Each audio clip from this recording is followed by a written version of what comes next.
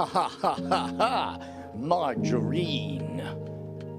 Okay, that's interesting. Note to self, I heard a little bit of a clipping noise when I did that, just at the very beginning. But I don't know if that's a real thing or not. Hello, you beautiful, beautiful rogues. Today is Monday, the 13th, Garfield's favorite day, and the award goes to Dylan. Dylan with an unbroken record, all-time champion, undefeatable. How many times in a row? Hello, Omega Alchemist. Dylan, what is your streak? Because the one to beat is Dylan Theus as first on the scene.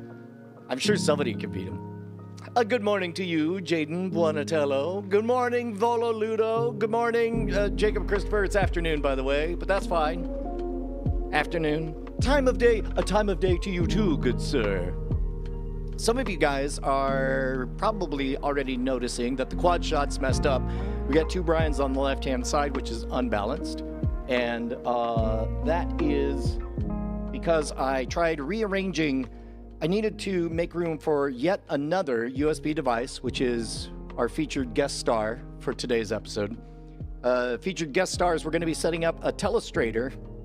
That's the gizmo that John Madden used. In my case, it's just going to be this tablet that I have laying around that I like a lot, and I'll talk to you all about that. But the important thing is we're running out of USB slots.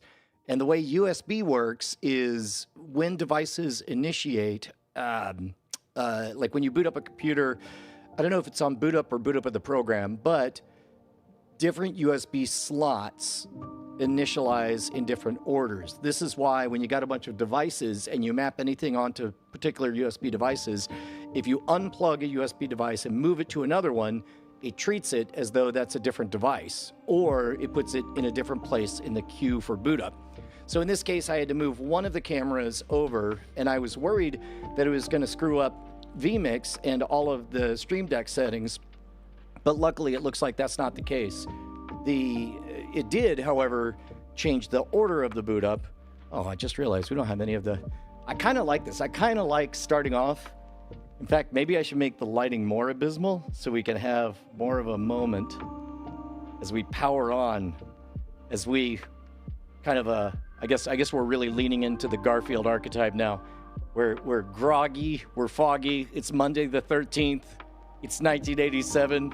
Garfield is in, and we're coming online.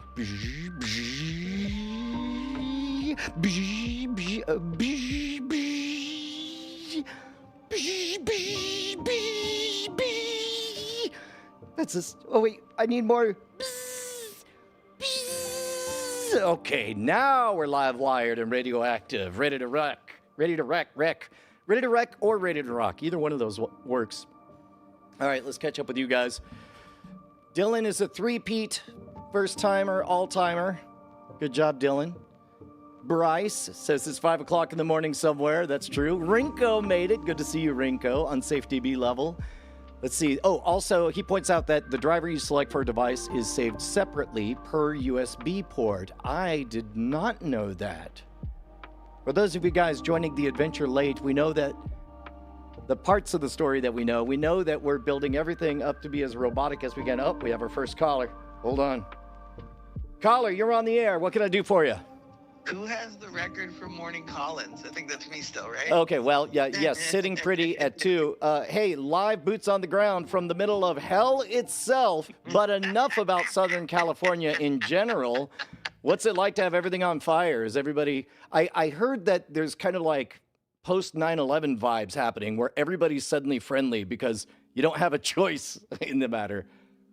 I mean, look, after any disaster, any city typically tends to rally around itself. I'm happy to see it. I'm not surprised by it. But I wouldn't call that post 9/11 vibes. I just call that general post-disaster vibes, right? 9/11 just happens to be the... Well, are we even to the post-disaster part, though? No. Well, here's the fucked up part is, like, they've done a good job of containment. And for those that don't understand fires, containment means that the fire might still be raging, but we have put a perimeter around it so it won't get bigger. That doesn't mean that flames are out, and it doesn't mean that things aren't still burning. It just means that it won't get worse, right? So when you see like 14% containment, 11% containment, it means that like they have started to build perimeter lines. But and the good news is that there's two big fires. There's the Eaton fire and the Palisades fire. The Eaton fire is the one that is towards the east. The Palisades fire is towards the ocean. Yeah. The Eaton fire is like a third of the way contained, which is very good news. Hey, real quick, I don't want to get on the weeds on like the fire weather report, but what I do think that you're uniquely qualified to chime in on is Rinko was talking about how all the images that we see via the media, it really does. It looks like horrific hellfire. It looks like the apocalypse, but with a little bit of media savvy, which you and I both have, I know that there's always some amount of framing that's happening. There's always a little bit of positioning, everything just so it's like there's going to be a bias where all of the pictures coming out are going to tell an over-the-top story. Does it feel anywhere nearly as catastrophic as it portrayed, like being there in the moment? I know there's low-grade, scared, constantly getting ready to run. Yeah, it's not as catastrophic in the sense. Look, Los Angeles is a massive place, right? It's like put 3 minutes. There's a great map going around online of like all various different major cities overlaid on top of Los Angeles, and you can fit like Manhattan and St. Louis and Denver and inside of Los Angeles together. That's how big it is. Yeah. So when you say fire, these two fires and all these flames, you have to remember they're like 15, 20 miles away from other people. Yeah. Right? The two big fires in general are like 20 miles apart. Yeah. Like, so for me, for example, I actually left my neighborhood over the weekend. I came back yesterday morning because fire had crested over the hill. So like I'm in the San Fernando Valley, which is surrounded by hill. So basically, we're getting into the weeds again. Sorry, I did it again. No, Point being, yes, there's low grade fear, but not everyone is at fire risk at all times at any given moment, but everyone is always consistently aware because winds are forever changing, so you just don't know. Okay, all right. Well, I would love to spend the next hour getting more, but I gotta set up this pad, so I'll catch you later. All right, my record. Right. Yep, your record is secured until we hear otherwise. All right, so let's get started. What have we done so far? Still on our to-do list. We have to maximize our stream decks. It's been a minute since I've run across anything terribly wrong with this guy. I've been very, very well pleased. I think I still have to finish setting up the mobile app so that I can do something when I'm on the other side of the room.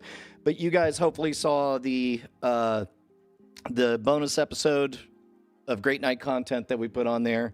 This continues to be amazing to be able to pivot between the 4 robots or all of the 4 shots on there just at the push of a button. Love it. Oh, I just realized the memory hole. So nobody's peed on the memory hole. I don't know. Forget I said any of those words. None of those words just happened. But you know what I'm talking about. The secret back channel chat over at twitch.tv/nightattack. Nobody's won the award over there just yet. But let's get back to the task at hand, which is, turning back on the bot that I just turned off. And let me hit this quad shot, which I set up yesterday. Wow, it's a gut cam right there. Look at that. I could show this now because I made so much progress. I'm down to 164. That is 21 pounds, actually 23 pounds down from my high in, 6 months? Not bad. Maybe let's not leave it on the gut cam so I don't have to keep on. Okay, that's not leaving it on the gut cam. There we go. Now we're talking. Turn down that compensation on there. Switch on over to the quad shot, which is still being kept in memory, and set this to track yours truly. Da-da-da-da-da. Excellent. So, Scapegoat walked in saying, what a time to join. Welcome to the gut shot. The gut shot does sound like an early morning radio show. Speaking of which, let me show you. Sometimes you can't help but get inspired by things that we find online. I am not intending to exactly copy this, but the bones and the structure, I want to tell you why this is very good design. It is, let's see, it was Virgin Radio UK, and it was, who's the guy who played McNulty? West, Dominic West. That'd be a bummer. That does happen from time to time. Thank you very much, Spectrum. The Bane. If you guys can just give me a little life check. Show me signs of life if you don't mind. And then let me switch this over to setting up layers. This is good. This is something I needed to do anyway, so I'm changing this to 3bot3. Oh, that's not what I want. I want bot 4. And then what I want to do is I want to edit this one. I'll put me up here, and I'm going to alter this other guy. Oh, it's getting faster and faster. Ladies and gentlemen, we are remapping those neurons faster and faster. So media safe is what I want on there. And so, in fact, I'll go ahead and I'll switch this over. It looks like so much. I did that with a foot switch. Look at me learning. So now I'm going to edit media safe. I'm going to zoom it out so we're able to take a look at this stuff. That is not the media safe because it's showing the top. So I'm just going to crop off that top part right here. No, that's Y2. No. Oh, this is not media safe is the problem. Layers. It says media safe, but it's not. Let's see. I am not going to worry about this for now. Because, actually, no, I am. I'm just going to change it, and then I'm going to... Yeah, this one. Cropping. I want to crop the top. Why you no crop?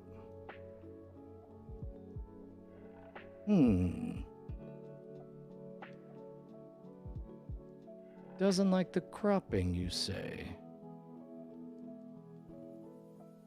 Interesting. Interesting.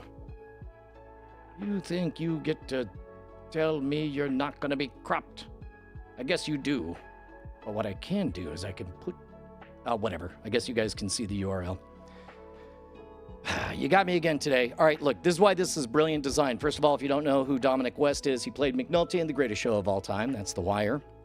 But if you look at this set is definitely, it screams morning radio show, which is good because it is a morning radio show.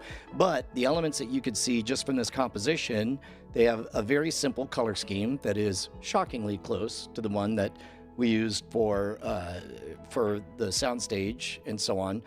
But what I really like as we watch this, and I'm going to keep it contextualized in a window, and I'll mute the sound on it so that we don't get content ID'd, because by golly, I wouldn't mind getting paid for one of these. But when he's talking, okay, so there we go. That spot right there. Check that out. That two shot there looks great. Oh, here, it'll come back. But I like it because it's got that jaunty angle with red highlights that is reminiscent of the monopitch roofing on the soundstage. There we go. So something like this is elegant. It gives a little bit of vibrance to it. Also, it's very subtle, but these are video screens in the back that don't read as video screens. You get just a little bit of kinetic motion on here. So there's really enough of a visual feast. You can also see, we just learned about 3-point lighting and properly setting up these shots that we're working with, but and which is now I pop out and I have a highlight and you can tell the difference between me and behind me. They're doing the same thing, but notice how they're not using any colored accent lights. In the back, I suspect this is a natural window, but they turn that into content whenever possible, even in the background. You want to be imbuing everything with story. And maybe this comes from a place of being an ADD person, but I just assume at all times that audiences are super, super bored. Double A 3 Edit says, can you shout me out? I subbed. You're damn right I can shout you out. And you did sub. Well done. So the two-shot, this actually gives me a good sense of what it might look like when we do some of the roundtable talking stuff. And I think this is all elegant. You'll also notice, eventually we'll start talking more about titles and thumbnails and how all that works. But notice that when you click on, when you see this item on there, what's the title? It says, The Wire's Jimmy McNulty could have been very different, I think was the title. Oh, I can't. What? Ooh, this is another thing, is notice you always want to speak to the format as it is, not the way you want it to be. So when you're designing a short, you don't want to just wish that you're only going to see the title in the audition phase before somebody clicks. Once they click, then content becomes king, and the first 5 seconds becomes your billboard for the rest. The title of this one was The Wire's Jimmy McNulty could have been very different. Hashtag Dominic West, I believe. This is brilliant because, let's get back to, nope, I'm going to build those kinesthetic triggers there. It's brilliant because it meets the viewer where they are, which is they don't care about the fact that this whole segment is being done specifically because he's doing a play at, I don't know, London's West End, for all I know. But like, that's why he's there. That's his story. But it has to make a specific promise to the viewer, and it has to deliver on that promise. Now, in this case, the title itself meets the viewer where they are, not where it wishes the viewer was. What the content is about is, he very casually mentions in this 2.5-minute segment that he had to audition for the role of Jimmy McNulty. That is not news. Actors have to audition for roles. Duh, right? But specifically, he mentioned another name of another actor. That's 3 words about how somebody else almost got the job of McNulty. But instead, the title makes a very specific promise. It says, The Wire, thing you know, The Wire's Jimmy McNulty. Even if you don't remember the character name, you definitely know The Wire. You're pretty sure you remember there's a guy. Oh, that's right. I guess he is Jimmy McNulty. The Wire's Jimmy McNulty was almost very different. That's excellent because it has enough of a mystery. Remember that glamour exists in the shadows. You need a place to project this on. It's enough of a black box. It's enough of a mystery that you think to yourself, oh, is this going to be a thing about his character work on it? You know you have the actual actor because the thumbnail tells the other part of the story. You know this is a story from the actor Dominic West. And the payoff is, of course, somebody else almost got the gig, and there's like one sentence from the DJ saying, yeah, that would have been pretty different. But so it pays off and it delivers on what it promises. But there we go. In the background, you've got a visual treat. Everything follows a single palette, and it gets straight to the point as a short, and I like that split screen dynamic. It feels alive and present and in the moment, which is exactly what you want, what a healthy ecosystem looks like. And as you guys know, you're watching me kind of slowly form all of Voltron. There's a lot of line. Imagine an infinite number of house cats that have to become Voltron instead of just 5 lions. That's the way you should do it. Have 5 lions, 1 Voltron. Instead, I have 70,000 house cats, which volumetrically still makes 1 Voltron, just a little bit more tedium to do. All right, we got comments from Nick Valentine says, working in studio TV for years, when I first saw talent sitting at their home with the super large monitor behind them, it fooled me. I thought they were in our studio. That is also one of the things you have to look out for, is that we are in this constantly shifting landscape. Much like some magicians forget that it is their job to play mental chess with the audience. That I don't think I've shared this on this live stream, but magicians in general, they prefer that nobody knows how any of their tricks are done ever. I can respect that. I understand that. That would make their job very, very easy. And if you believed that that there was a finite amount of magic in the planet and everybody who had a slice of it needed to guard it with their life, I could understand why somebody sharing magic methods and teaching other magicians might bristle you, might induce what economists call a tragedy of the commons. But, first of all, there's no inheritance right. Just because you happen to get a kit when you were age 7, you're not entitled to the secrets of the ancients, people who lived, died for their art and bothered to put their secrets into a book that got filtered down and eventually became a red plastic cup with a ball and 3 lines of instructions.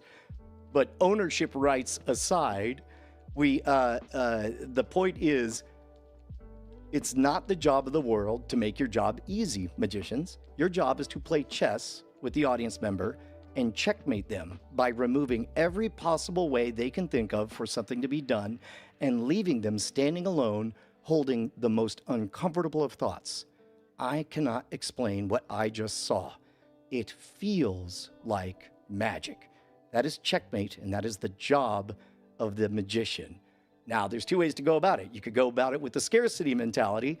You could say, well, if we just lock down this cartel, if we just make sure all the snitches get stitches, then all of our secrets stay real special. And that does make a lot of sense in the short term to them to make sure they get booked for the next holiday corporate Christmas party. However, there are societal externalities that I personally am not comfortable. For example, having an entire generation of humans who are shut-eyes who fall for the likes of John Edward or somebody who claims that they could talk to the dead. Also, not talking about the famous John Edward who might be litigious. I'm talking about a guy I know, a different John Edward, in a parody manner. Which brings us back to the magic of what we're creating when it comes to the composition of our shots, when it comes to the selection of our, all of this stuff. And as Nick Valentine was saying, working in TV for years, when he first saw talent sitting at home with a large monitor behind them, it fooled him. And I love the fact, Nick, that you said fooled, because what I assume you're expressing is just like a good magic trick, you got.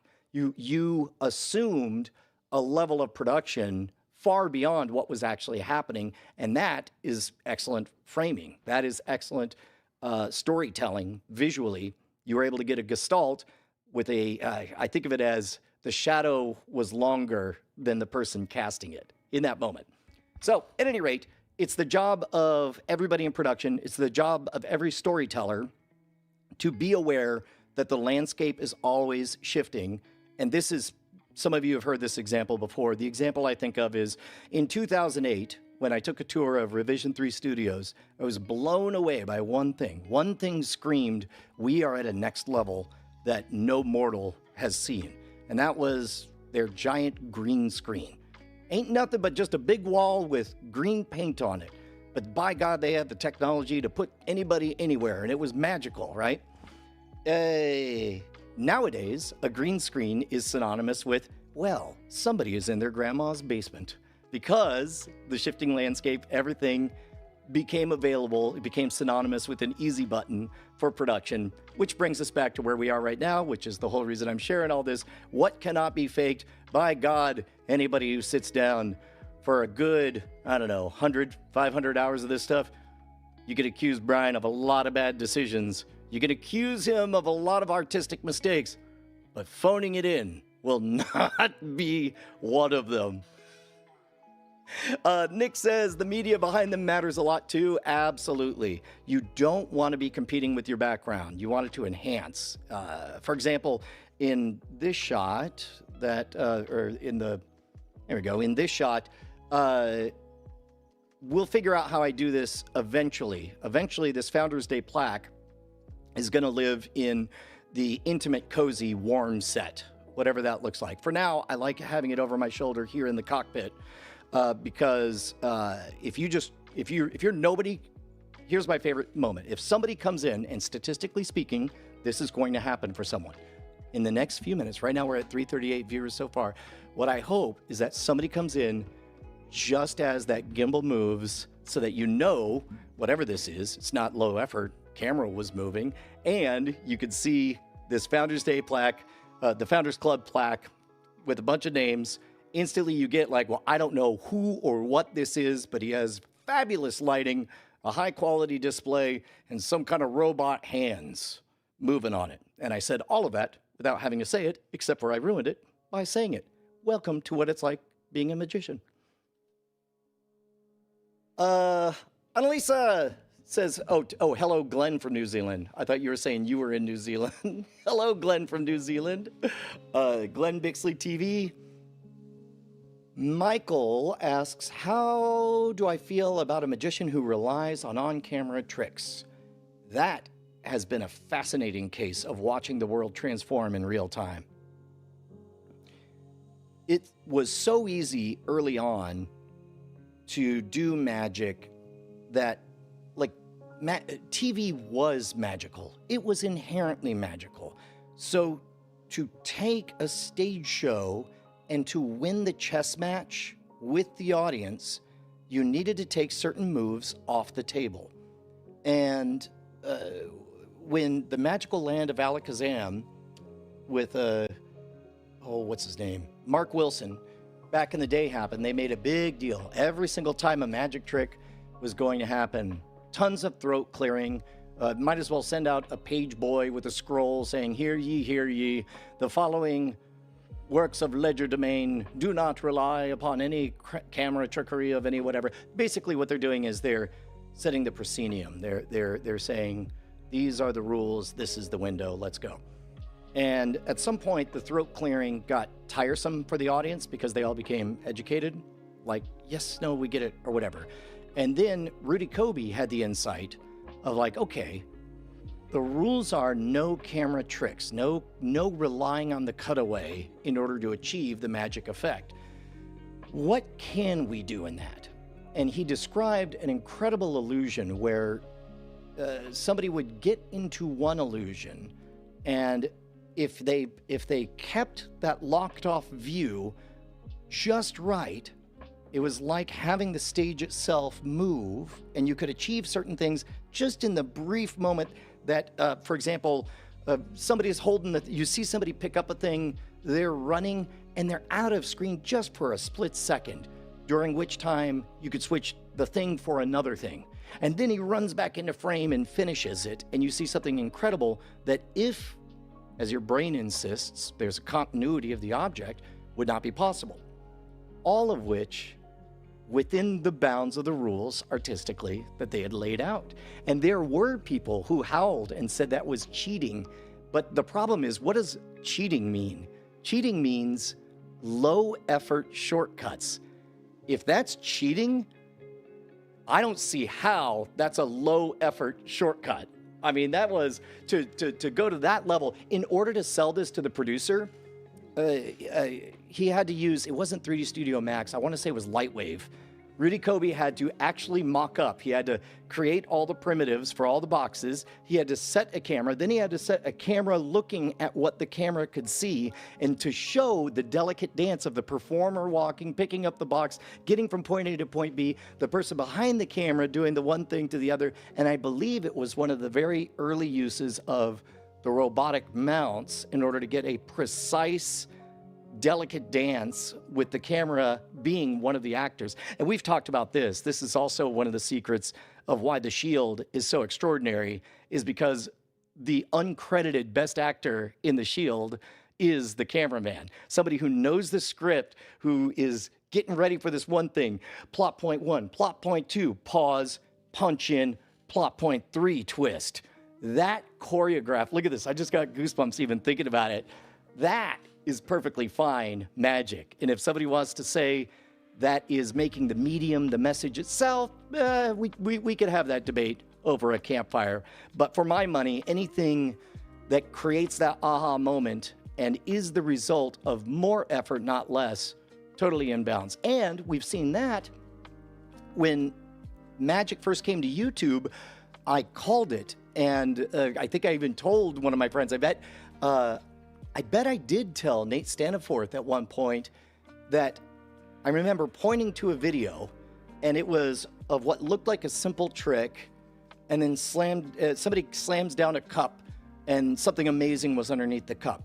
And if you went frame by frame, you could see the very clumsy rotoscoping, two-frame thing. It was fairly journeyman work in the low-resolution days of the mid-aughts.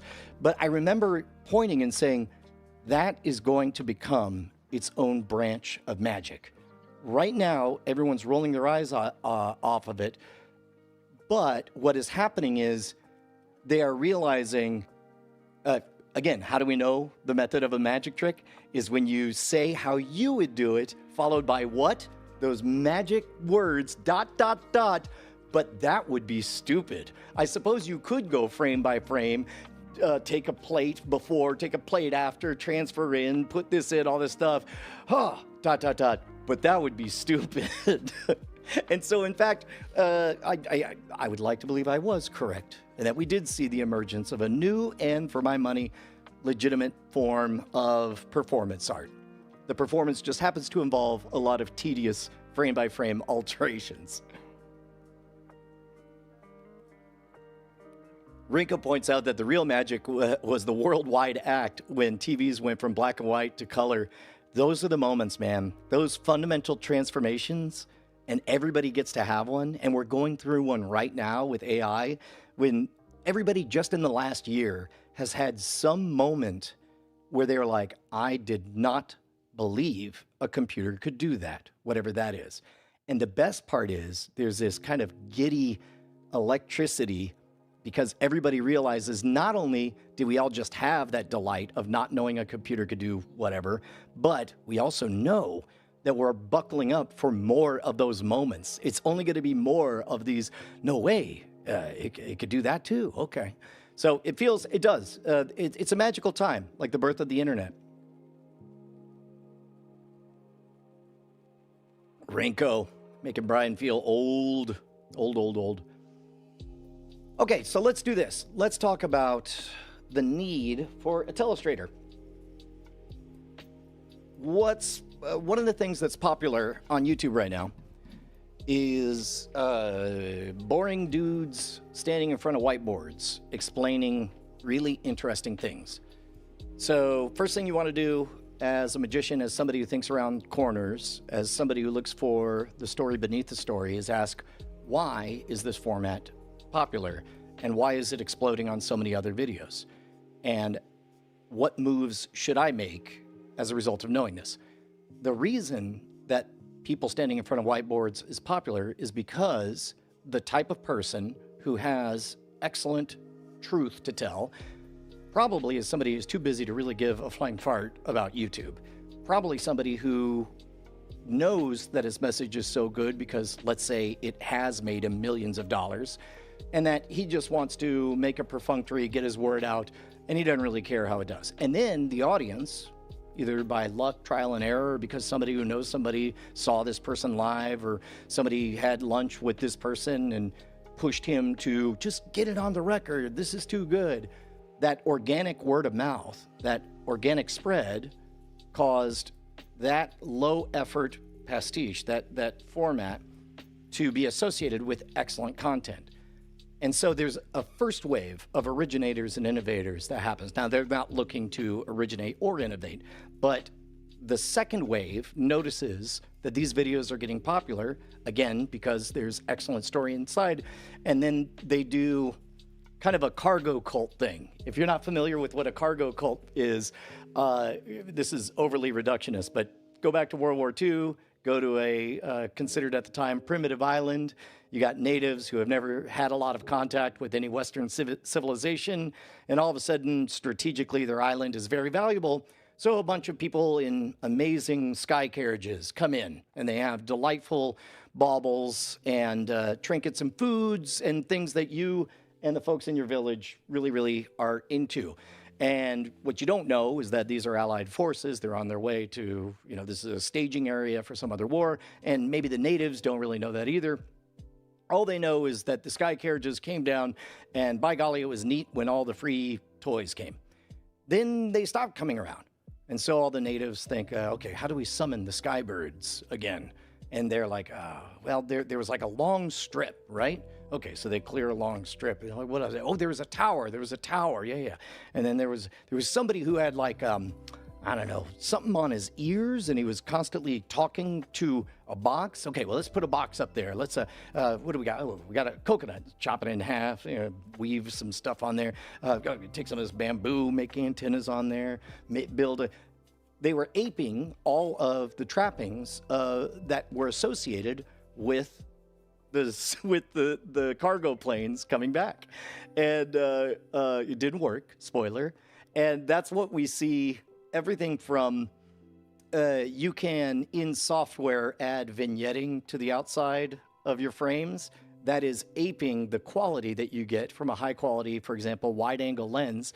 You get a bit of that vignetting both from the artifacting of the bending of the light, but also because it's picking up a bit of the plastic bezel on the side of it on there. Same thing for shallow depth of field. That's the indicator of a high quality lens, and like a 50 millimeter lens or so. But now you can induce that artificially by pressing it on there. Or even, and this is one that we're watching shift in real time, those ring lights. Part of the reason they're so popular, in fact, there were plugins that you could add a ring reflection to somebody's iris because those were correlated with high quality fashion model shoots because they gave even lighting in there. But without knowing in that, all you know is like pretty pictures have this in there. And so you could add it artificially after the fact. This is all cargo cult stuff that there's a place for it. Sometimes you're in sub-communities where that's the norm. Other times you're in a sub-community where authenticity and grit is valued, and you have to be a bit of a chameleon and speak all of those languages visually. I forget what the original prompt was. Oh, Rinko, yeah. Let's see.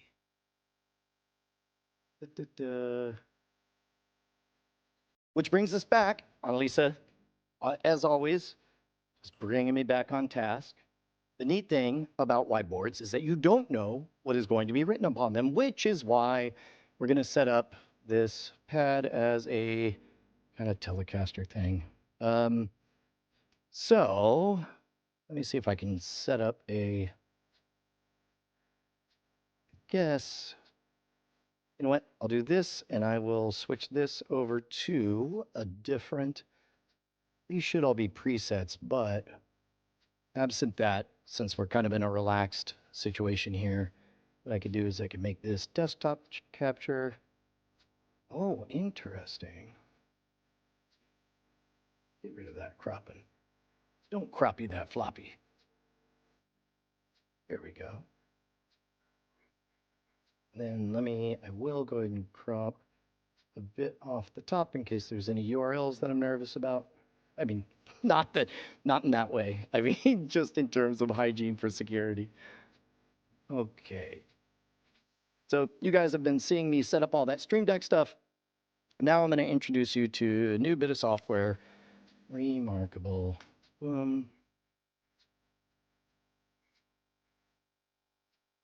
Okay, so the Remarkable tablet.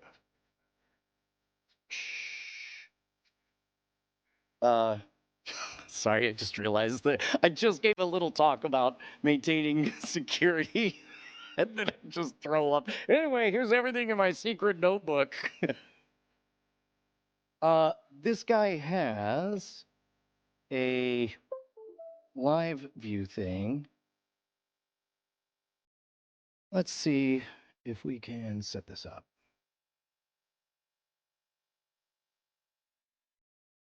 Oh, you know what? I can't see the chat, so I'm going to bust this out. Let me bust this out. I'm going to go to the Mono channel. I'm going to click this, and I'm going to hit silence on that. And I'm going to scroll down to the chat. See you guys real big. Excellent.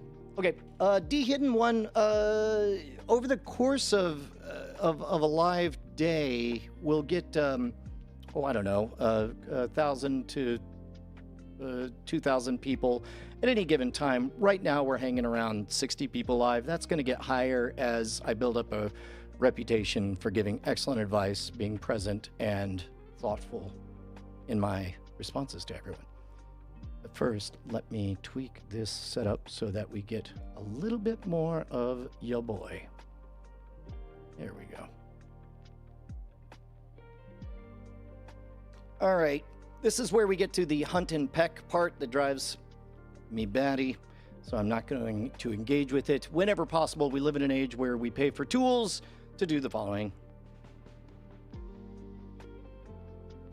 Hey, I've got a Remarkable 2 tablet here, and I need to know what to click on the desktop app to cause whatever I draw on the tablet to show up on the screen of my desktop PC. You'll want to make sure that once connected, go to the sidebar and select Live View. This feature mirrors your tablet's screen on your desktop in real time. If you don't see the option, ensure your tablet and app are updated to the latest version. Truth Confidence 10. Yeah, it just updated the app earlier today, but I don't see it. I did see it before. I guess oh, there we go. Join active screen share session. Is that right? Yes, that's correct. Clicking Join Active Screen Share Session should mirror your tablet on your desktop. Okay, Truth well, Confidence 10. when I clicked that, it said that there is no session. In that case, make sure you've started a live view session on your Remarkable tablet first. Once you do that, the desktop app should detect it. How do I do that? On your Remarkable tablet, open the menu and select the live view option. This will initiate the session and allow your desktop app to connect. Yeah, Truth Confidence 10. It's okay. I'm going to walk you through what I see here. I click on menu. It says My Files, filter by favorites, tags, trash, guides, and settings on the left-hand side. It looks like you might need to enable the live view feature in the settings first. Check under settings for any options related to live view or screen share. Truth Confidence 9.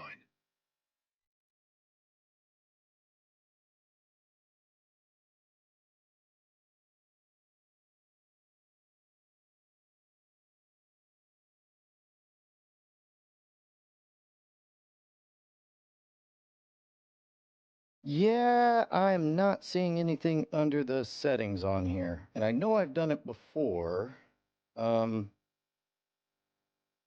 It's possible the app interface changed after the update. Try checking for any feature related to screen sharing or mirroring in the app's documentation. All right, get bent. Now we go to the old standby. To Google. Bring me the ads, Google. Please, make sure they're as unrelated as you can make them. Okay, let me go to the Googs. Let me... Oh, I just realized I do have an email list up there, which I shouldn't. Let's see, Remarkable 2 screen on desktop. Screen share for the Remarkable 2. Here we go. First, pair your device with the cloud by linking your Remarkable 2 to an Online Connect subscription account and installing the desktop app. Make sure the tablet and your computer are on the same Wi-Fi network. Open the desktop app on your computer to see the items saved to the cloud. On your Remarkable 2, open the note you want to share or create a new one. In the toolbar menu, tap Share and Convert, then select Present with Screen. There we go. That's where it was hiding. Okay, so if we go to, so this is all within the document. So here, I'm going to add a new document. So I'll just go a new folder, and I'm going to call this folder Live on Screen.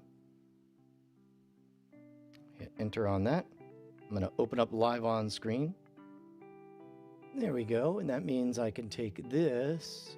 Let me see if Live on Screen is here. No, it's not. Okay, so It says unable to sync. Oh, USB web interface, USB connection for your computer. I'm going to turn that one on.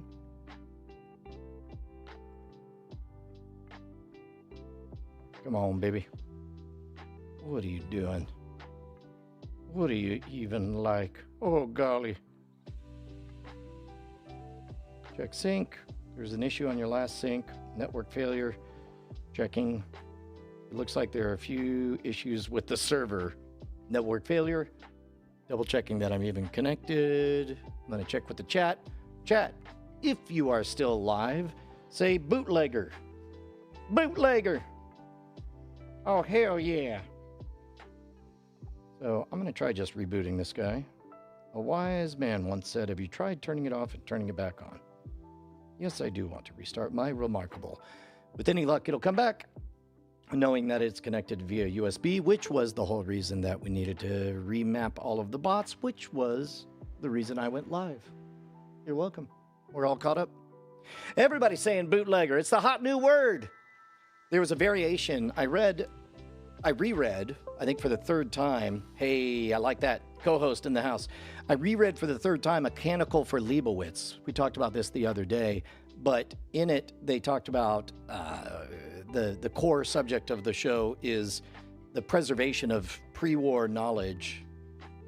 And, oh, that's somebody, I should take that call, but I'm not going to. The preservation of pre-war knowledge. And this is at a time they have this whole uprising where there's citizens of townships who figure it was smart ones what got us into the flame deluge. So no smart ones should be around. They call themselves simpletons. They're all like, they mean it derisively. We mean it on purpose. We're going to create a town called Simple Town. And anyone who seems too smart or is wearing glasses, we're going to murder. And indeed they did. And as a result, the Catholic Church, in this story, needs to smuggle books.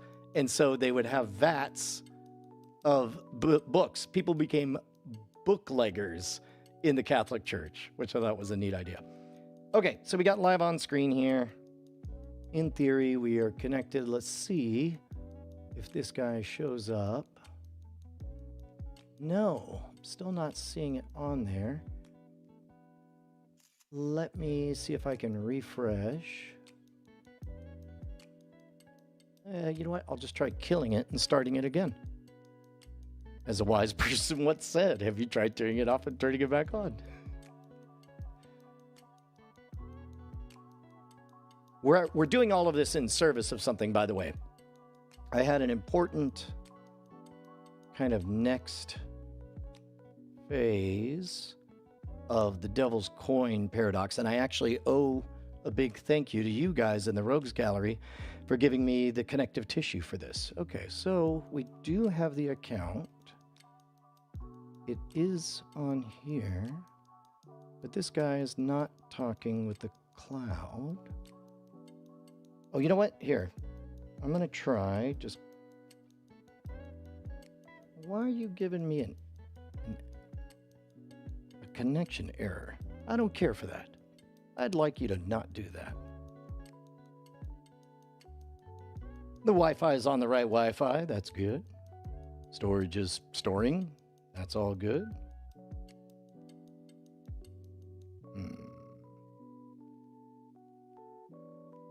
I wonder if maybe I've not paid my Remarkable sync bill, but even then that shouldn't matter because I got it plugged in via the USB. Let me peek over and see if you guys have any ideas. You know what? I'm certain that this is Brian is missing a thing. So when in doubt, look for another human who has done the exact same thing. Let's go to Remarkable to whiteboard camera vMix. Beautiful.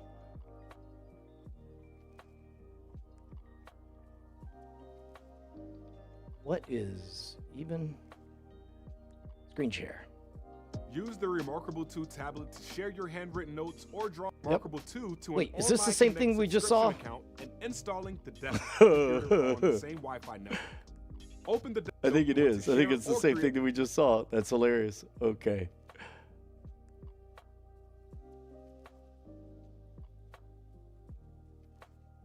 let's see.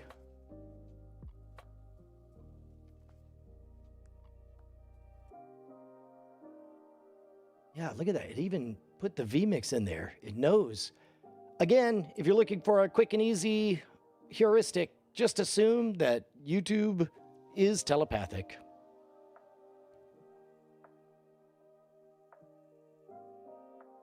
And I'm not seeing anything new over here. Wolfie, we started with ChatGPT. We'll try that again.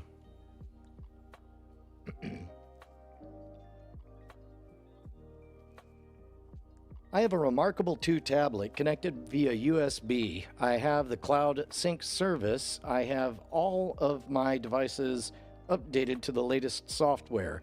What I need to do is get the Remarkable app to see the live view of me drawing on a page using the Remarkable tablet. Can you walk me through step by step how I would start doing that? Right now, the Remarkable app is open and the tablet is open and connected to the computer. Please skip any throat clearing, obvious steps. Just walk me through the actual nuts and bolts. To set up live view on your Remarkable app, follow these steps. First, open Remarkable desktop app. Make sure your Remarkable desktop app is open and signed in. Second, connect the Remarkable. Ensure the tablet is connected via USB. Third, enable live view. On the Remarkable desktop app, find the live view option in the sidebar or settings menu. Fourth, start drawing. Begin drawing on your tablet and you should see it live on your desktop.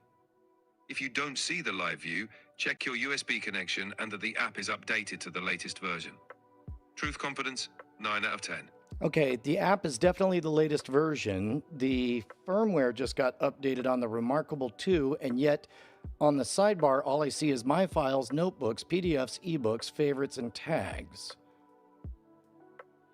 Got it. If you're not seeing a live view option, let's try this. Check compatibility. Ensure your Remarkable 2 supports live view. Yeah, eat a bunch of dog dicks. You're not very good at telling the truth. Sorry, I just wildly violated the style guide that I'd written for myself. I drifted into old-fashioned, authentic Brian. Whoopsie doodle. Hopefully that's all part of the show, folks. All right, so let's try this one and see if there are... This is a design trend that I don't know that I'm in love with. Here, let me switch over to this guy. We'll jump it down. So see this over here? I understand, especially if you're in another culture, let's say a culture that uses a lot of symbols for your language. Why? Just having a bunch of symbols would be the way to go. Everyone just memorize the symbols and it'll be fine, just fine. You know what's tough?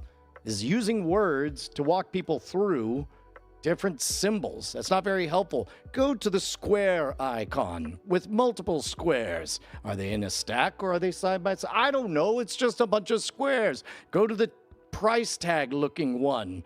What is it? It's a tag. What's it for? Nobody knows. Not a fan of this design work. All right. So... notebook settings. Ooh, notebook settings. No.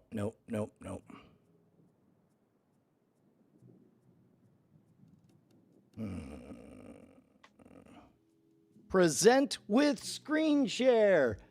See, it was almost right.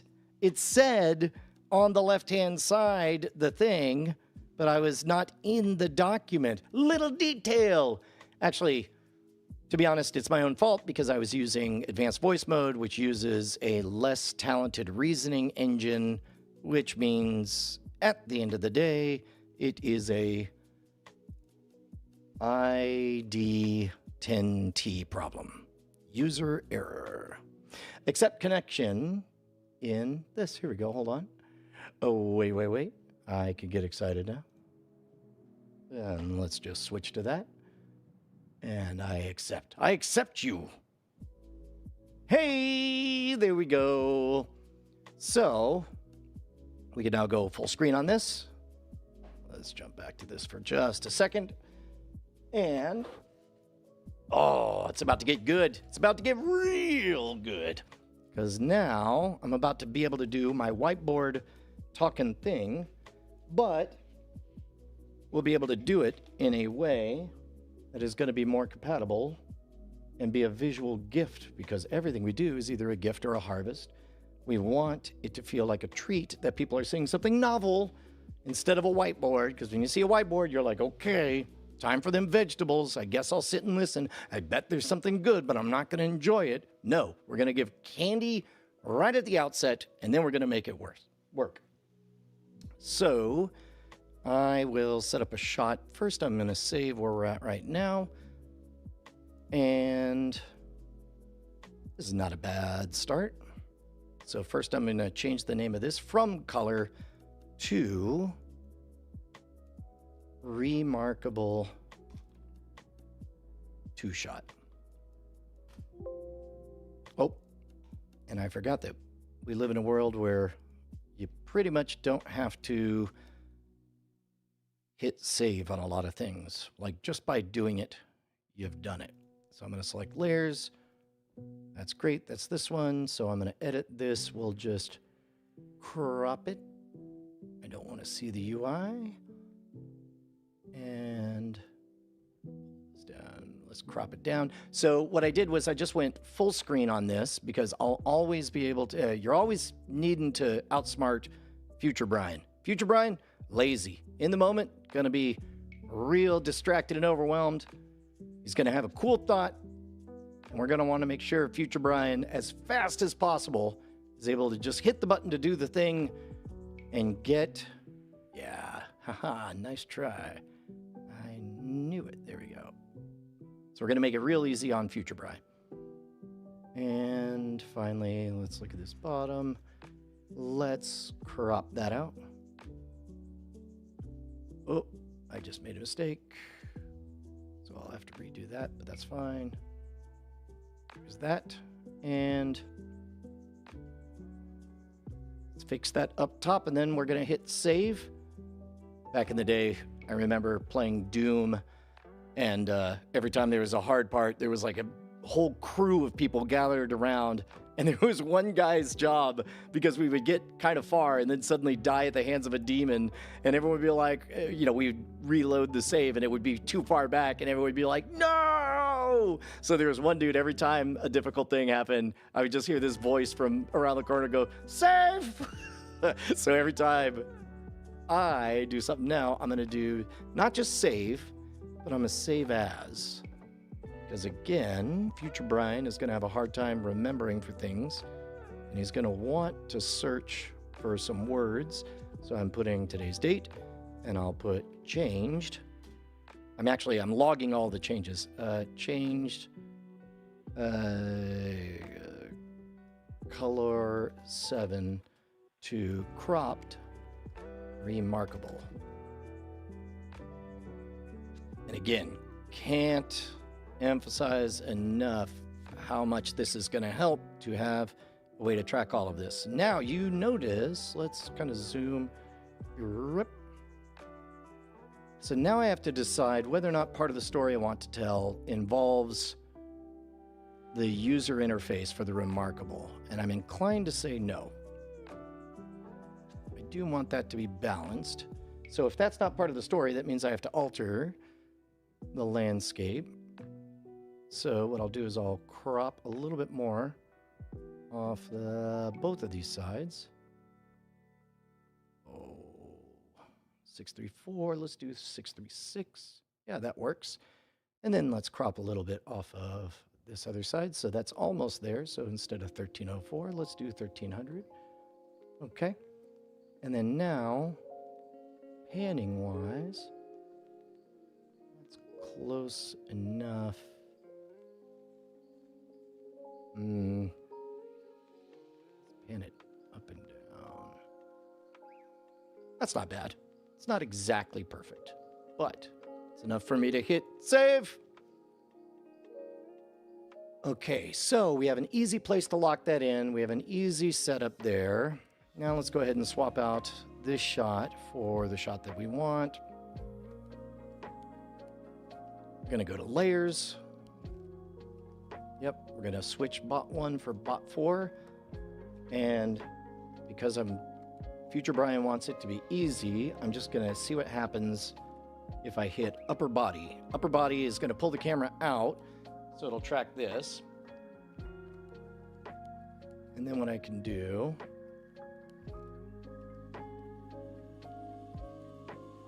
get something like this.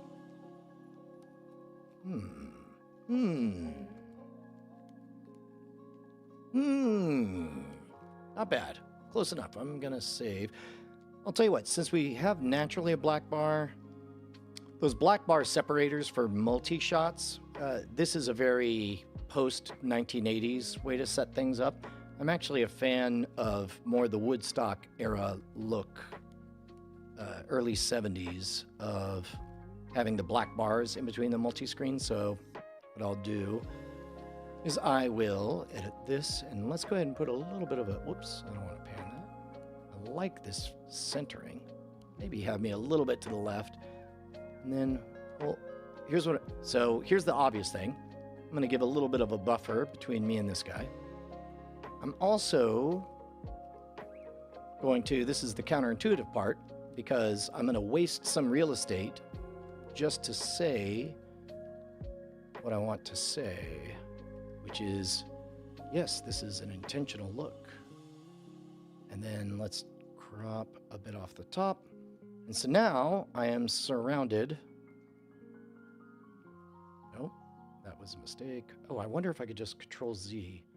Nope, I cannot.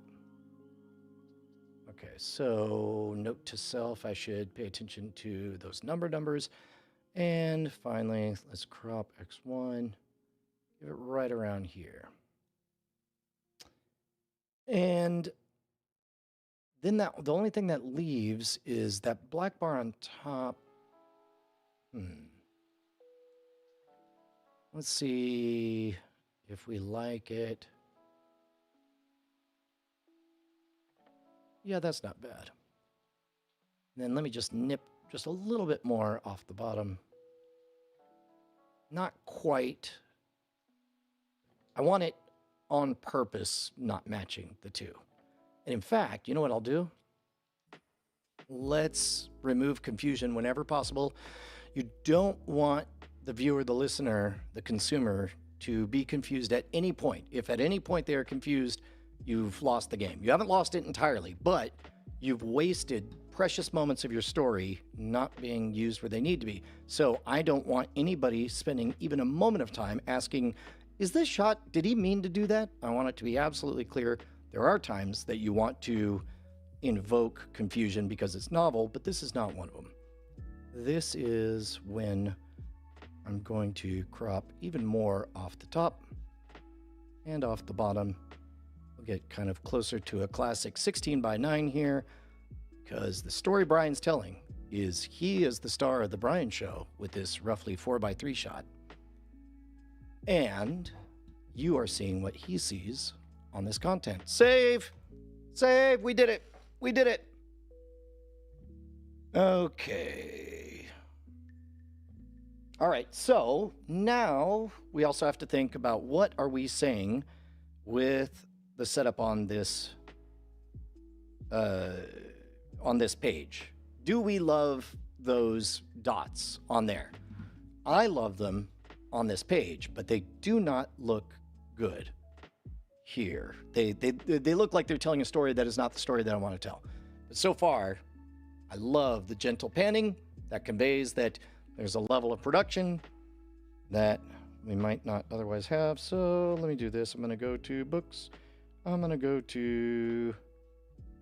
You know what? Yeah, so I'm going to kill this. So that should freeze. And I'm going to go to live on screen. I'm going to create a new quick sheet, I guess. And this looks like it's totally blank. And I'm going to click. Oh, good. It already is sharing my screen. Oh! And now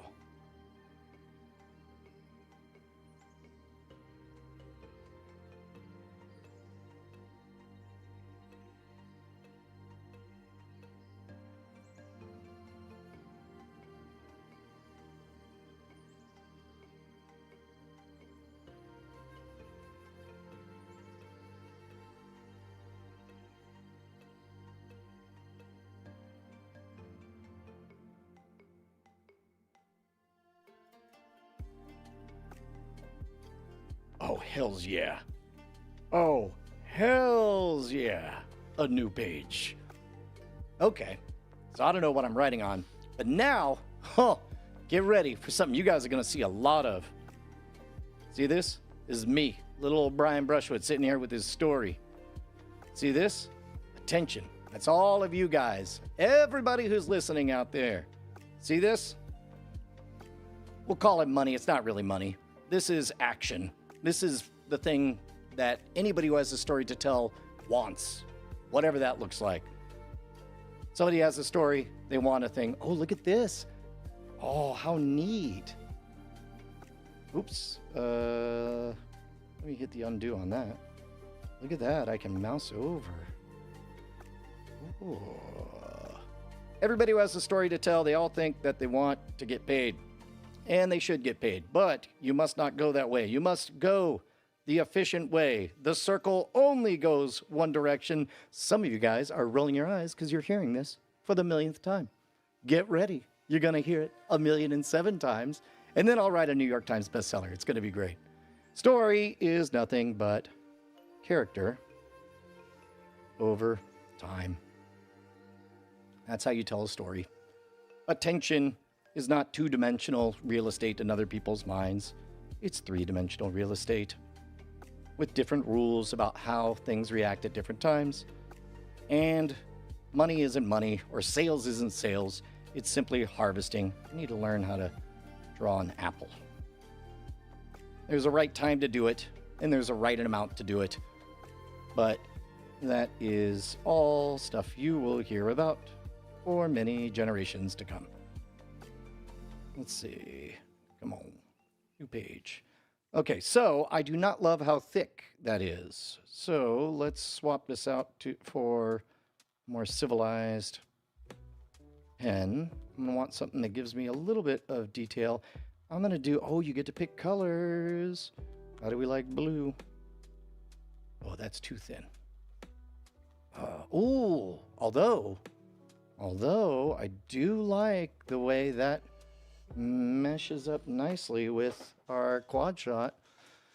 We got a blue motif happening all over the place. We've added blue into the thumbnail scheme. I like consistent design across the board. Let's pick a pen that has a little bit of artifacts, maybe a thicker one. I do wish that I had excellent penmanship, because we're entering a whole generation of people who, for very good reasons, haven't learned how to write very well, including yours truly, because we haven't needed to. Our brains go faster than our hands can go, and we can all type very fast. However, typing is not very good for symbolic neural pathway establishing. I may stick with this. Let's see how this looks. I wish I knew which. Okay, so I'll set up a proper thing. But now I know, and I'm certain that I'll forget. But at least today, I remember. And more importantly, you guys are going to be able to remind me. Okay, so... what are we doing? We're at a decision gate. It's now 2 o'clock. I've got a 2:30 call, and what I need to do is I need to record the next 1-minute video, the next 1-minute short on the Devil's Coin paradox. The shortest pipeline will not be the highest fidelity. So far, the other... Here, let's pause this. Let's take a look at what we've done so far on the Devil's Coin paradox, and we can make a decision about whether or not we like the idea of jumping to this. Because if I do this, every chapter of the Devil's Coin eventually is going to be a thought-provoking video essay that I'll be very proud of. But for right now, it's existing as a series of looped 1-minute long shorts. Each loop is a voxel that is a self-contained unit of story that you can enjoy all by itself. If you want more, it goes forward. Eventually, all of the voxels will loop into a megavoxel. I've been shooting principal photography on all these in 16:9, which is part of why you get uncomfortably punched in on all of those shorts. But that's all based on the idea that in the future, if I end up sticking the landing and this becomes popular, then I'll have all the original photography, so I won't need to do everything twice in order to make the final version. So, the question is whether or not this shot, oh, I just realized I'm constantly activating this. I wonder if it's got the hand gestures enabled. Let's digitally zoom. Oh, you sneaky, cheeky snake. You could tell I cut myself shaving today. There it is. That's why I got to keep the chin whiskers is for focus. All right, so we'll back this up. Yeah. Okay, I'll tell you what. I'm going to go. I bet I can land this. I'm starting. This is the part where what I want to do is come up with a bunch of excuses of how the right way to do it would involve more preparation or whatever. All of this is what Stephen Pressfield calls resistance. He treats resistance as an actual demonic figure, and he is not joking around. He literally sits down at his typewriter or computer and has a prayer that he gives to the muse to give him strength to stand up in the face of resistance, to understand that perfect is the enemy of good, and that whenever you feel that temptation to avoid doing the real work, even now, this little speech I'm giving is me giving into resistance to avoid doing the real work. So I'll say for the rest of this, I've been reading a lot of Stephen Pressfield stuff. It's just fantastic. If you need a kick in the balls every so often, I can think of none better. So I'm going to indulge myself with 3 minutes of mental off time. I'm going to double check my notes so that I can try to nail this in just one 5 to 7 minute take. And once I have it, that won't be ideal, but it'll be fine principal photography for me to, after my meeting, turn around, flip, and post as a short. And you guys will get to enjoy all that. And for now, I'm going to go on a 3 minute mental holiday. And I'll be back. We're going to shoot, and then I'll do my meeting. Bye.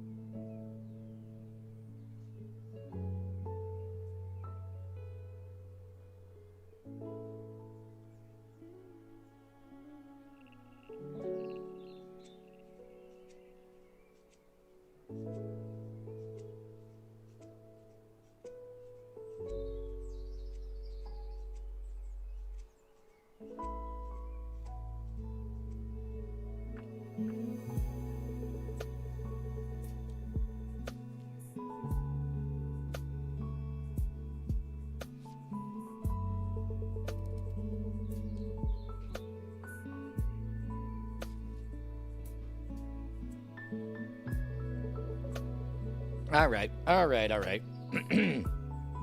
Okay, so now I know what I need to communicate, but brains like it when you take a few laps and get revved up before you start.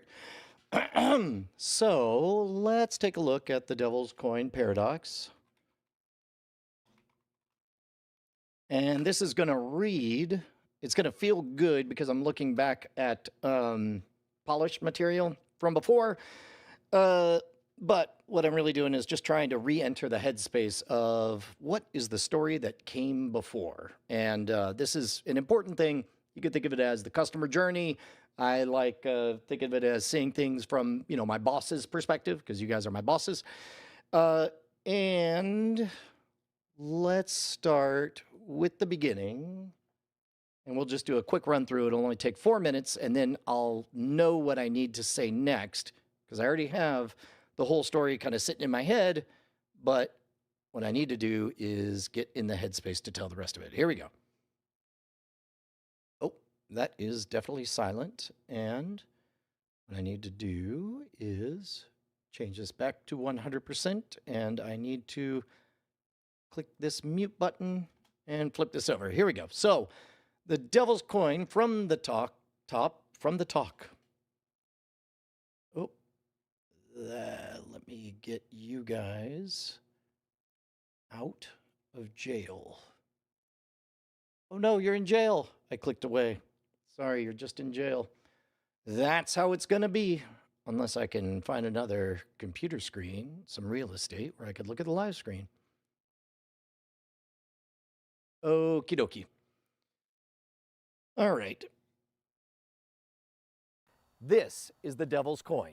The rules are simple, and there are only 3 of them. Number 1, you can choose to flip the coin or not flip the coin, and you can choose to do it as many times as you want. Rule number 2, you can only play with your entire net worth. Every time you flip the devil's coin, you're gambling everything. Rule number 3, every time you gamble everything you have, when that coin comes up heads, you get 50% more of your entire net worth. But when you lose 40% of your net worth. With that in mind, do you flip the coin, and how often do you do it? And most importantly, why?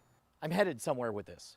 But the most important part is that first, this. Okay, so we have a self-contained unit of storytelling, and then we move on to the next one. So this is following the story structure of and, but, therefore. So we've got the initial question. Everyone had a call to action. Everybody participated in the chat. Now comes the dopamine hit, where we reward everyone by putting them on screen for the more thoughtful answers. And luckily, the intuitive response that everyone gave is exactly the one that I was hoping for, which is, seems like you shouldn't.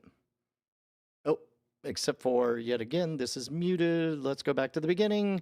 Also, you'll notice visual motif. These are all shot in different days, in different locations, because I want to convey that a lot of effort went into this. What cannot be faked is that at the end of the day, Brian definitely got up multiple days and put in whatever this is. This dude apparently cares a lot about flipping coins, because you're about to see a lot of data. Asking around, the comments seem to indicate 2 out of 3 people say, don't do it. I mean, after all, it is called the devil's coin, but you need that data. So you call up the conductor of a famous symphony orchestra, and he says, oh my God, love the devil's coin. It's the best thing to ever happen to us. I used to pay all 100 members of the orchestra $100 a week. That was their total net worth. They would spend it every single week. And then one day, our first chair violinist said, hey, let's flip that devil's coin, see what happened. Everyone said, yeah. 100 people put in $100, everybody flipped the coin, and when it was over, everybody had $105. It was like we got a $5 magic raise, simply by having everybody flip the devil's coin. So much so that eventually somebody said, hey, why are we even playing music? And they stopped. They just flipped the devil's coin over and over and over again, and now they have more dollars than there are atoms in the universe. What about now? You want to flip the devil's coin now? On the one hand, there's intuition. On the other hand, there's data. Asking around, the comments seem to indicate 2 out of 3 and then we completed another loop, and it satisfies Brian's requirement that the opening thing has to make sense in 2 contexts. And then we move on to voxel number 3. Let's see. Yep. Boop, boop, boop. Oh, nope. I went to the wrong one. Go back, go back.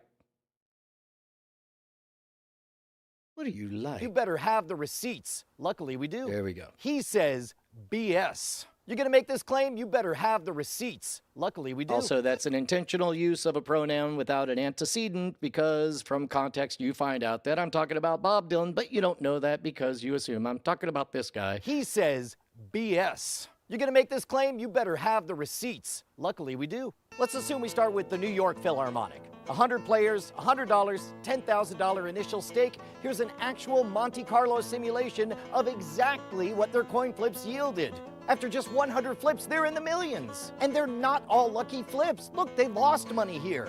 Maybe they just got lucky. Let's run it for the London Philharmonic. Oh, they didn't do nearly as well. But still, after just 100 flips, they're on their way to all the money in the universe. Same thing for Hong Kong, Sydney, Stockholm. In fact, running the numbers for every single symphony in the entire world, it's worth it for all of them to stop playing music and flip the devil's coin. So with no more symphonies, you call the only musician you happen to know, Bob Dylan. And he does not like the devil's coin. Just like everybody in the comments, he says BS. And we completed the loop, and so we go on to the complication. So far, we learned about the seed. We learned about the facts of how symphonies make all the money in the world. And now we hear the cautionary tale of individual players. Ba-dum-bum. I don't know why this keeps muting. Growing tale of when he Maybe first. I should. I don't know why I just refreshed. That's probably bad. It's probably going to be. Yep. Oh, wait. No, it did it again. I don't know why it did it. Let me go back. He put up paradox. Bob Dylan hits you up with a harrowing tale of when he first encountered the devil's coin. He put up $10,000 and he went on a roller coaster ride. At first it looked terrible. It was the worst decision he ever made. Psych, it turns out he was making more money than he expected. Oh, wait, he lost absolutely everything. And it wasn't just him. Joni Mitchell had the exact same journey. Looks good. Oh, damn it. Leonard Cohen, maybe you can. Oh, no. Billy Joel? Prince? Dolly Parton? No, please, tell me Willie Nelson made it. No, it turns out every solo artist he names lost everything thanks to the devil's coin. How does that work? No matter how many times you try, for every single person on a long enough timeline, the devil's coin takes you to $0. It works for the symphonies, and it doesn't work for the individual artist. Why? Paradox! Bob Dylan hits you up with a... So that works as an opening statement and as a closing one. So where we're at right now is anybody experiencing that in order the way they just did is, oh, interesting. The display that I'm seeing is very, very lagged behind. Hopefully the video quality is okay with you guys. So I'm going to stop the local recording here. Stop recording, and I'm going to step it up to a much higher resolution and bit rate.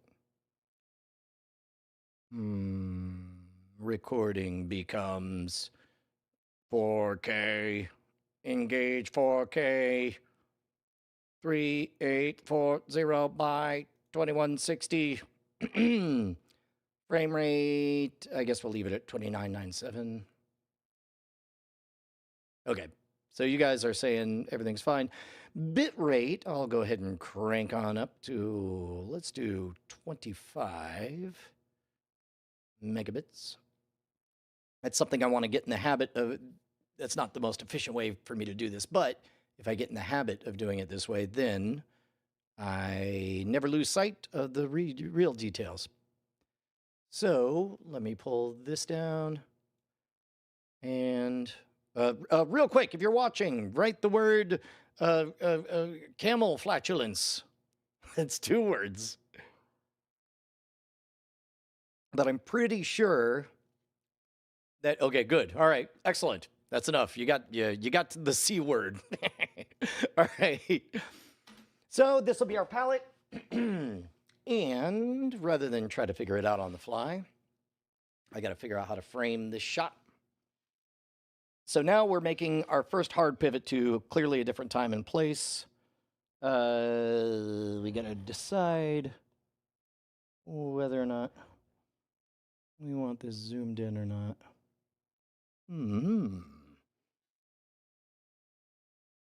Probably zoomed out.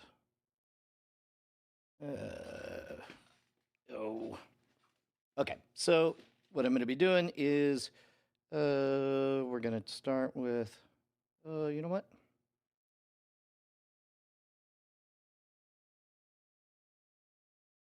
Oh, that's not blue at all. Rather liked the blue, I think. Let me select a color. Think this. I guess I can't pick a color? Wait, I thought there were colors. Dun-dun-dun. Oh, because it's mechanical pencils, the one that I picked, the texture means no color. No worries. Okay. So rather than try to draw something fancy, boy, is that awful handwriting. But that's fine.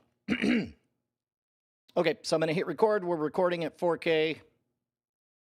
Yo, check 1, 2, test levels, test levels, test levels. Oh, you know what?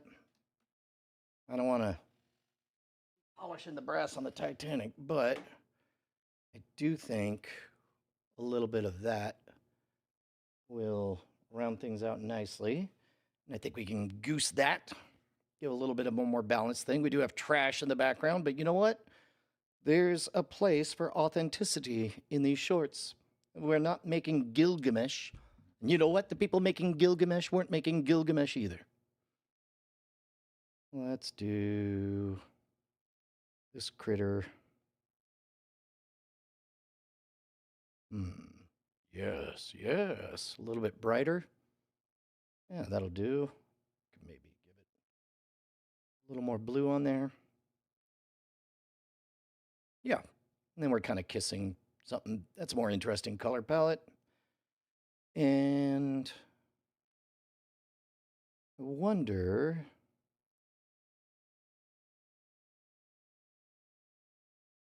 Wouldn't mind my left shoulder or this microphone having a bit of a halo on there. So let me. This is all resistance. You're not fooling me.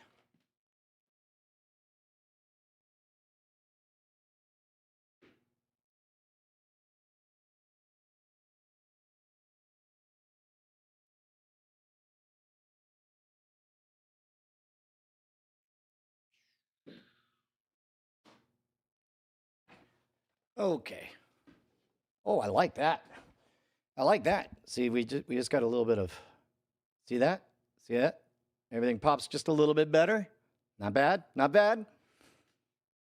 Okay, so I'm going to stop and start the recording for the purpose of not having to transfer bigger files.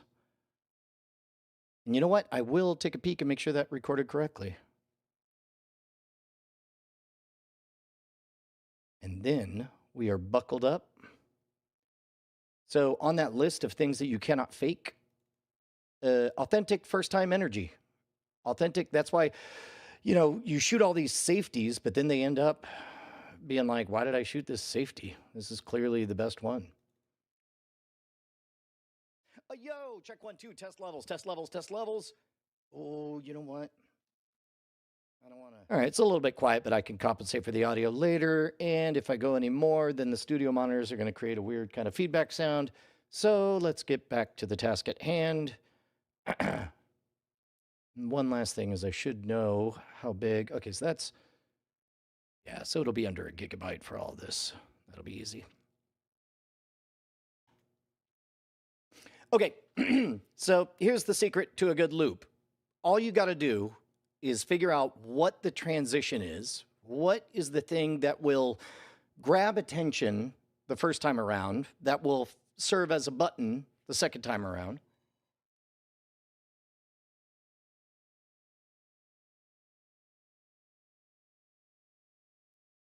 And in this case, like you'll notice in the previous one, or two of them ago, we were talking about the symphony, but I was playing folk music in the background. That was to tee up the appearance of Bob Dylan.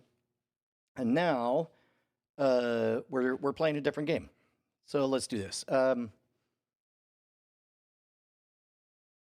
Note to self, future editing, Brian, I can always take my time because this will be highly edited, and it's better to go for precision on the first go. So begin by nailing the opening. Okay, here we go.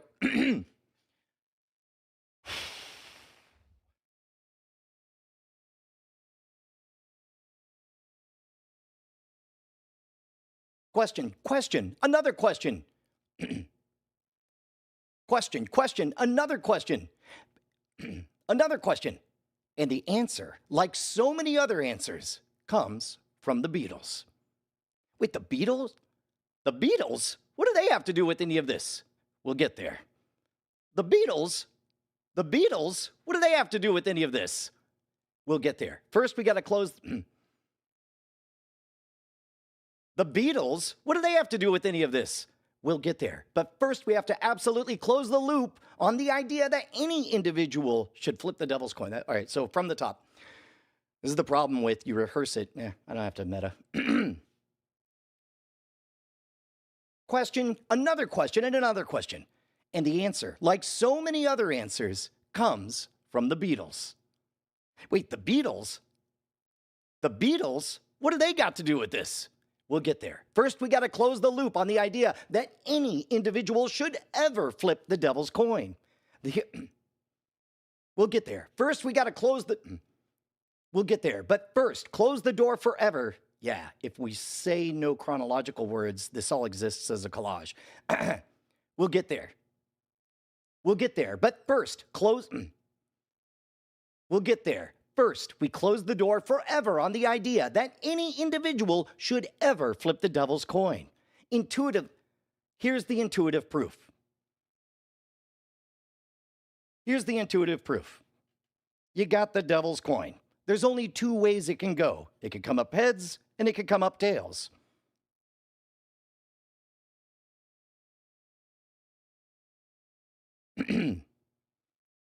If you start with $1,000 up here,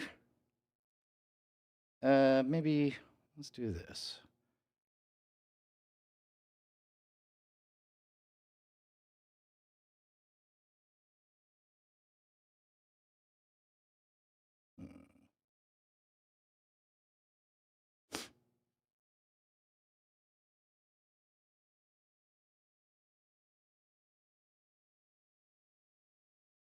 It could come up heads, it could come up tails.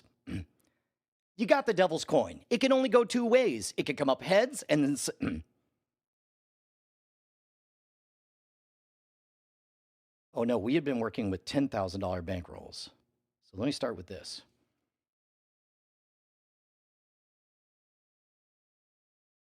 Actually, that's fine the way it is.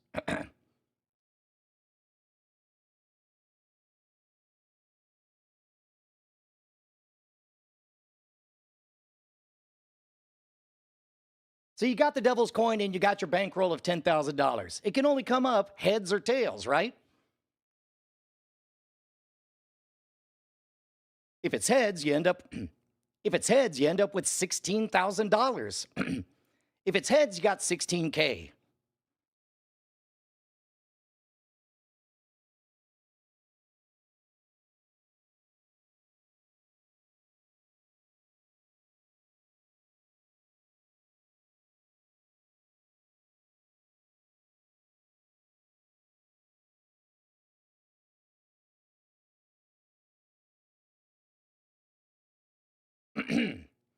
If it's tails, you got 6K.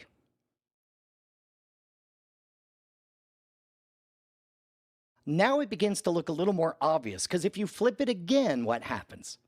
Now it starts to look more obvious, because if you flip it again, what happens? You can only go heads. In one timeline, you're only going to get heads or tails. In each of the timelines, you're only going to get either heads or tails.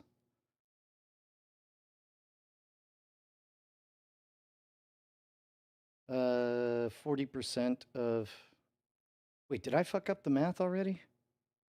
60% of your net worth. Yeah, that's 16K, and that's 6K. Oh, I did fuck it up because it's not 60%. 60%, it's 50%. Derp, derp, derp, derp. Go back in time. Let's go back to the very beginning. That was a good dress rehearsal. Doobie doobie doop boop boo. Here's the intuitive proof. You got the devil's coin and you got a starting bankroll of, let's say, $10,000. Only two ways it can go, either heads or tails.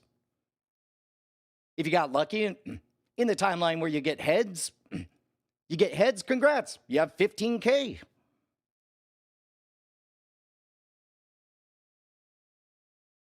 I don't like that placement.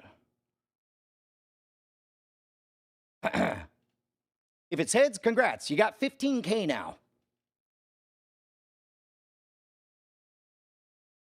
I do have these numbers right? You guys are checking my math? Let me...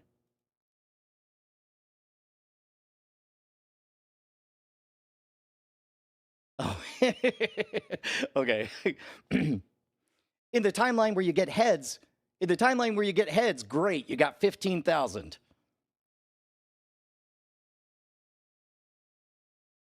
In the tails timeline, you're down to 6. Tails timeline, down to 6.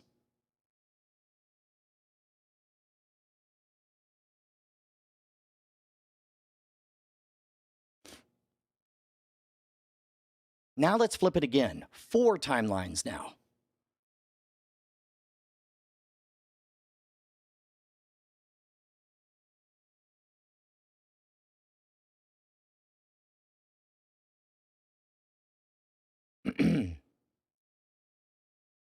If you threw heads, let's see, half of, yeah.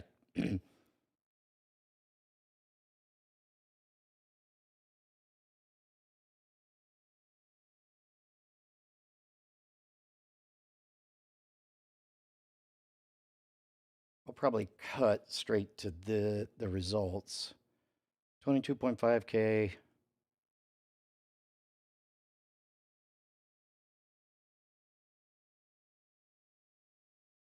This is getting visually difficult.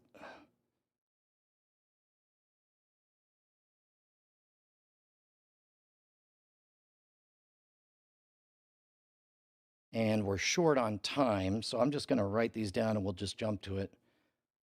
I think I was safe all the way up to the next flip.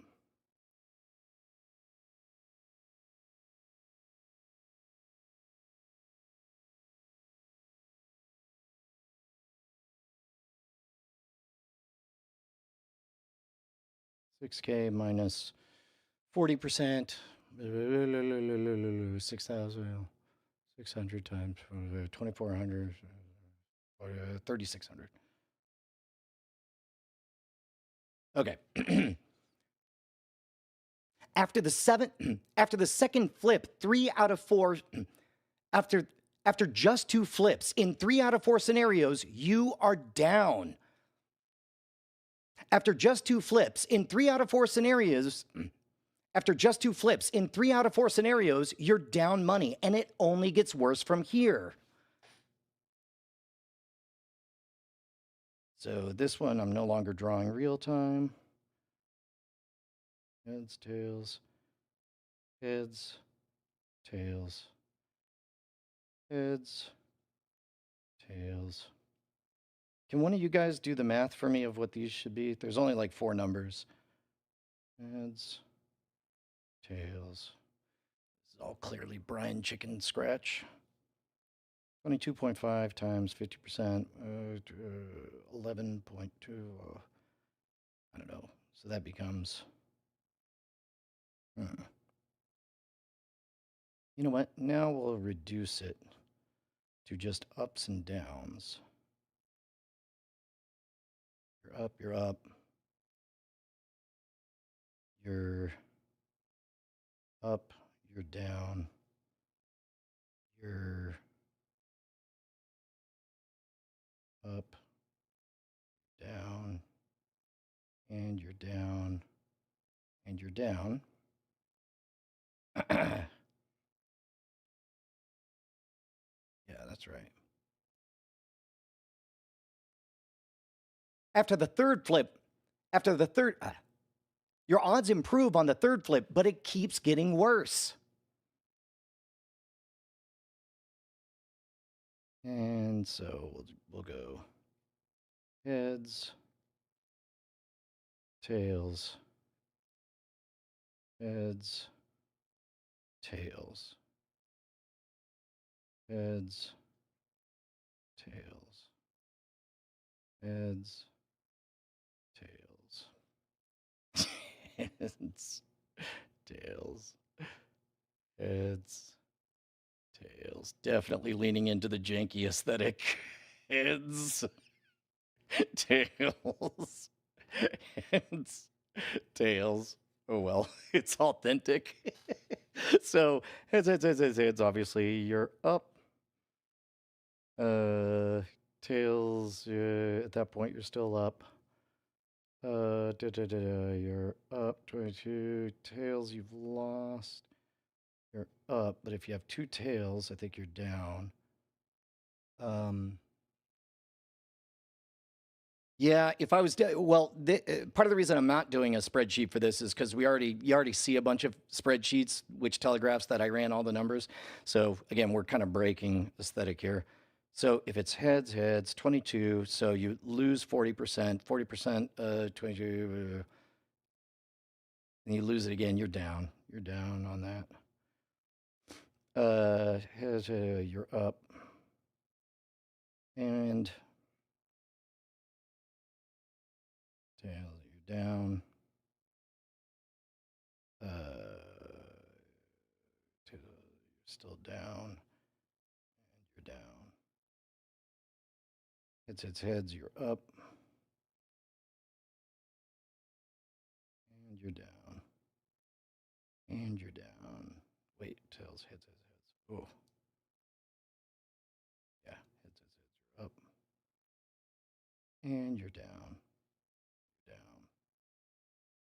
You're down. You're down. You're down.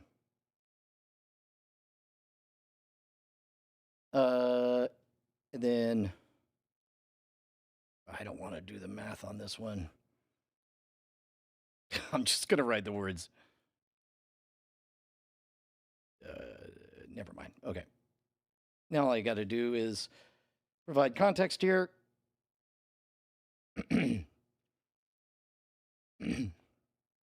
The more times you flip, the smaller the likelihood that you're even staying above water. All of your failures are ratcheting your chance at future success.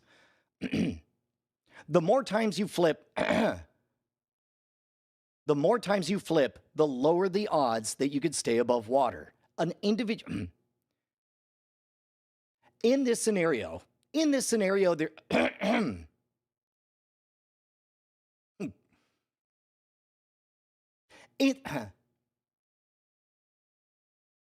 in black and white you can see it. The more you flip, the time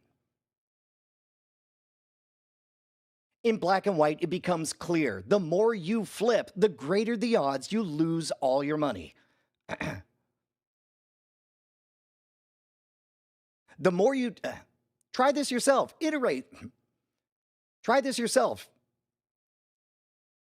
When you try it yourself, internalize this map. It's clear that the more you flip, the less the odds are of you ending up ahead. So by the numbers, we know it works.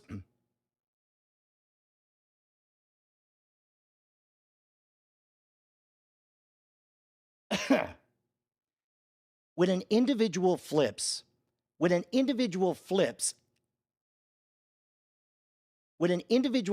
those losses are catastrophic. It's like when an individual flips, those losses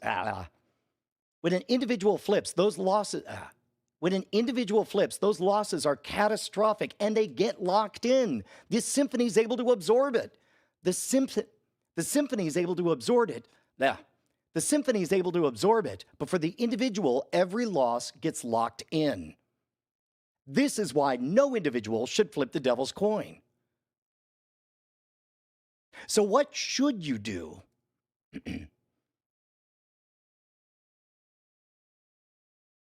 Yeah.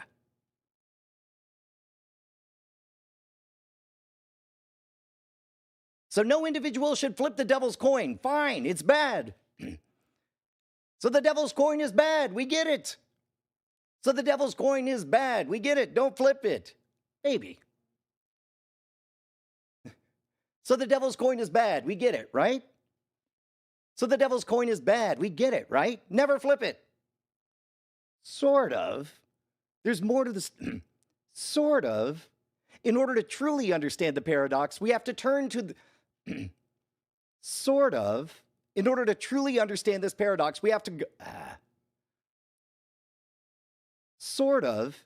In order to truly understand this paradox, we have to turn to the source of so many great answers, the Beatles. Sort of. Like. Sort of. Sort of. In order to know whether to flip the devil's coin, we have to turn to the source of so many great answers, the Beatles. Yeah. We get it. The devil's coin. So now I'm going to give a shorter version in case time runs out. We get it. Devil's coin equals bad. Don't flip. Not necessarily. In order to get the full story, we have to turn to the source of so many answers, the Beatles. For more insight, we turn to the Beatles. Yeah, it's somewhere in there. Or I'll just do it all over again. That's the beauty of ratcheting success, which is, shh, don't tell anyone the point I'm making with the devil's coin paradox. All right. I'll take a look at that, and I'll see if I need to redo any of it. But I think you guys tell me, does that land in terms of what I'm seeking on that is an intuitive proof that you can hold in your head of why for an individual, like you don't need to run the numbers and just trust them. In your mind, you're like, oh, this definitely doesn't work.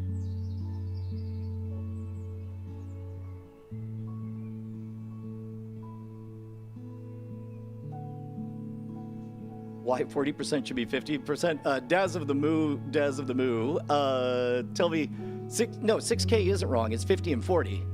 Hopefully, was my math wrong on that? Yeah, just that the number of possible threads becomes vanishingly small over the long term. It just occurred to me. Yeah, what I was trying to convey is that the number of possible timelines in which you come out ahead becomes vanishingly small if you do this all by yourself.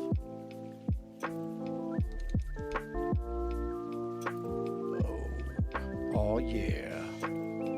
Peanut butter, peanut butter. Okay, so that all works.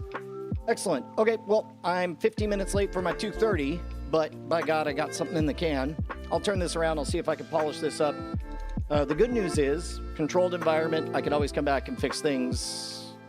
If I'm in the middle of the edit, it's now only 15 steps over to here, where I can do a pickup line, or figure out a better, shorter way to say X, Y, or Z, or change tone, or any of that stuff. Guess what? The deck's stacked in your favor. All of us can win if you just don't mind failing a lot. All right, guys. I'll see you. I'm shutting her down. See you tomorrow.